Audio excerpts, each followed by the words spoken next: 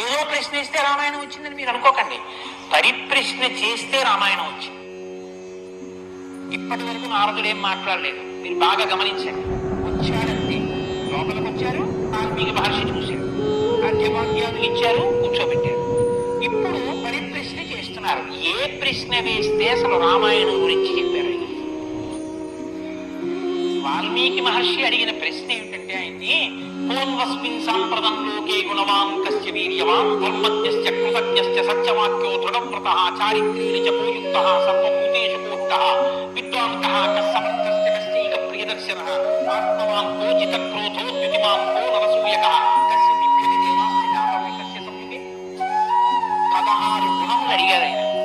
ఈ 16 గుణములు పరిపూర్ణముగా ఉన్నటువంటి ఒక మానవుడు ఈ లోకంలో, ఈ కాలంలో, నేను ఉన్న రోజుల్లోనే, నేను ఇప్పుడు శరీరంతో తిరుగుతుండగా నా మాంసనేత్రంతో చూడడానికి వీలుగా ఎక్కడైనా ఎవరైనా ఉన్నారా అని.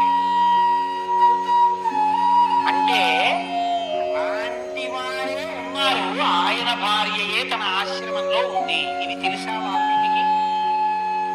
తెలియదని చెప్పవలసి ఉంది. మరి ఇప్పుడు ఎందుకు వచ్చింది ఈ ప్రశ్న ఆయన నోటి వెంట? అమ్మవారు వచ్చింది కాబట్టి వచ్చింది.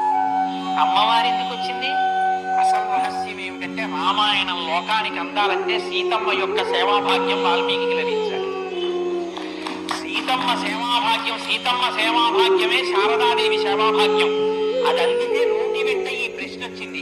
నోటి వెంట ఒక్క ప్రశ్న వస్తే యుగాలు మారిపోయిన మనుష్యుడిగా పుట్టిన ప్రతివాడిని తరింపజేయగలిగిన ఒక ఆది కావ్యం ఆయన నోటి వెంట వచ్చింది. ఇది రావడానికి ముందు సీతమ్మ రావాలి. అందుకని ముందు సీతమ్మ వచ్చేసింది ఆశ్రమానికి. వచ్చి అక్కడ కూర్చుంది. ఆ రామాయణాన్ని ప్రచారం చెయ్యగలిగిన యోగ్యమైన శిష్యుల్ని కూడా సీతమ్మే వాల్మీకి ఇచ్చింది. లవకుశల ఇది వాల్మీకిని సీతమ్మ తరింపచేసిన తీరు మీరు జాగ్రత్తగా గమనించగలిగితే, వాల్మీకి తరించడానికి మొదటి కారణం సీతమ్మే. అందుకే ఆయన అన్నారు, నేను చెప్పిన రామాయణానికి పేరేమిటో తెలుసా? సీతాయాశ్చరితం మహత్ అన్నారు. అది సీతమ్మ చరిత్ర.